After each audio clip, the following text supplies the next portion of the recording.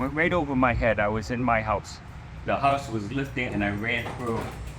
And the house was lifting up, and then I guess the pressure from the wind blew the windows in, blew the roof off, and blew the walls out. And I was lit on my knees next to my freezer looking up. And I watched the roof of my house blow up. And then I watched the tornado was going over right at the same time.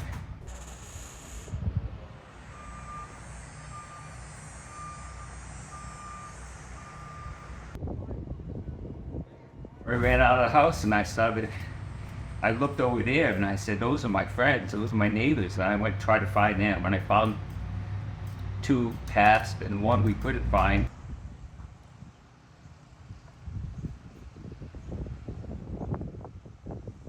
And then the 2 people that lived where that van is, as soon as the wind stopped, I was running everywhere trying to help people. And I found them. He was passed, but she was still alive at the time. And I helped get the roof off her legs with a couple of policemen, and they took her away.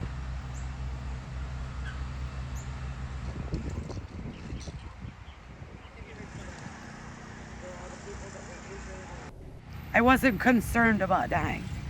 I really wasn't. He's not done with me. He's not. And that's the only thing I can put together as the reason that we're still alive. It's so much devastation. And every day they have the cadaver dogs coming through looking for people still.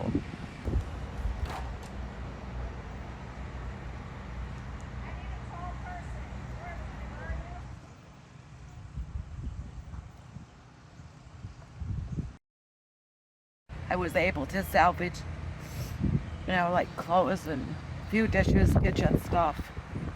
All the stuff that costs big money to replace. I don't know what I'm going to do with it all, but we do have a tent and an airbag, or an air mattress, whatever. I have no idea. My mind can't even wrap around that. This thing towed both of our cars.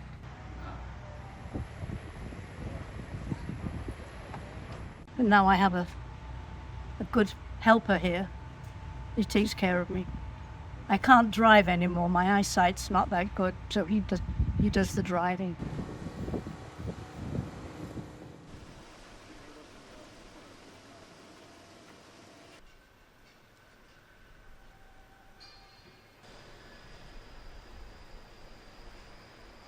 It was the strongest winds we've ever had here in St. Petersburg in 103 years.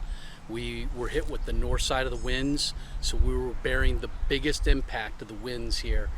And because we've had 3 hurricanes, this was our 3rd hurricane in a row. We had one in August, one in September, and this was the 3rd one in October. And with all the winds and the rains pushed on these trees, and this was the 3rd hurricane, was too much for these trees. You can see the roots, they just tumble over. Yeah. The big tree fell down, the other one fell on our house. So there's no power, no water. Because the roof, there's a hole in the roof, so there was some water damage on the floor. So we can't stay there. We don't know how long it's going to take for us to go back to normalcy.